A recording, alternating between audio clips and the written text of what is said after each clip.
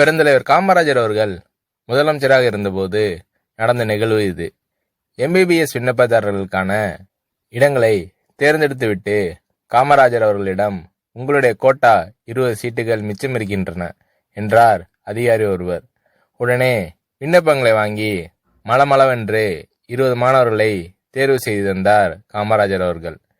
எந்த அடிப்படையில் தேர்வு செய்தார் என்பதை அதிகாரியால் புரிந்து கொள்ள முடியவில்லை. காமராஜர் அவர்களிடமே அதை கேட்டார் அந்த அதிகாரி. அதற்கு காமராஜர் அவர்கள், நான் தேர்வு செய்த மாணவர்களின் பெற்றோர்கள் அனைவருமே எழுத படிக்க தெரியாதவர்கள். எல்லோரும் விண்ணப்பத்தில் கைநாட்டு போட்டிருக்கிறார்கள். இதை பாருங்கள் என்று கூறினார் காமராஜர் அவர்கள். அதிகாரி ஆச்சரியப்பட்டு காமராஜர் அவர்களின் சமுதாய அக்கறை நினைத்து பார்த்து வியந்து போனார்.